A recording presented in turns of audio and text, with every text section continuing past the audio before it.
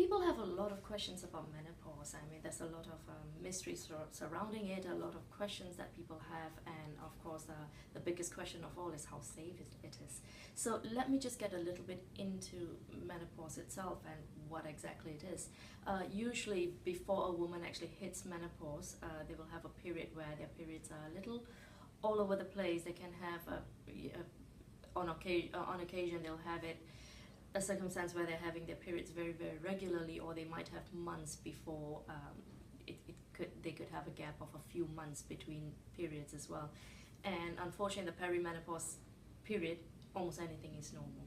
And then you hit your menopause. So for some people, it's actually quite a relief that finally no more, no more of the perimenopausal issues, which frequently are things like breast tenderness, extreme swings in moods, breakouts, and not to mention the bleeding. During menopause, you get a different set of problems. So right now, you're going from having your hormones all over the place to having not enough hormones at all. So one of the commonest things that people come in with are things like hot flashes, where you just feel really, really hot. It's like most women generally have a slight thyroid problem, where they find that they have very cold hands and feet. Come menopause, everything disappears. Now they're hotter than almost anyone else. So it's a very interesting phenomenon. In terms of symptoms during menopause, besides the common ones like hot flushes and palpitations, some of the more relevant ones are actually things like insomnia. People find that they find it really hard to sleep. Mood changes, very, very common, and probably the most relevant of all is foggy brain. You just can't think straight anymore, very forgetful, and this affects work, it affects home. Then you've got the libido type of issues with either a drop in libido or dryness of the vagina or pain having sex. Once again, extremely relevant. So this is just touching the tip of the iceberg. There's a lot else. It's very individual to each woman. Frequently we have a lot of people saying that, oh, it's so wonderful, no more periods, and they don't get any symptoms at all. And that's just on the outside. Then what about things like which are happening internally, like your bone thinning, skin growing wrinkly, dropping down further, your hair, your nails. And then the big issue of weight. A lot of people think that HRT makes them put on weight. What they seem to forget is that a lot of them, the association with HRT is generally with contraceptive pills, which are in super high doses. In order to achieve contraceptive effect, the estrogen progesterone in those has to be really, really high, and that's what contributes to its weight gain.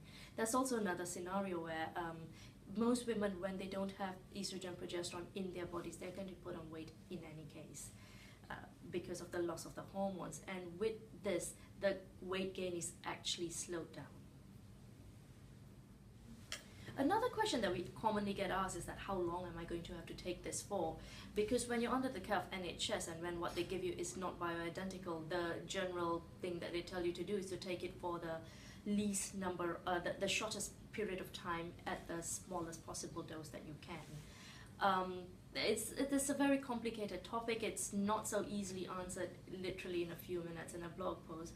I have written a few blogs on it. Please read up about it, because it's one of those things where it's very empowering for a woman to understand how these things work, the difference between non-bioidentical and the bioidentical hormones, and how the whole thing works for your health.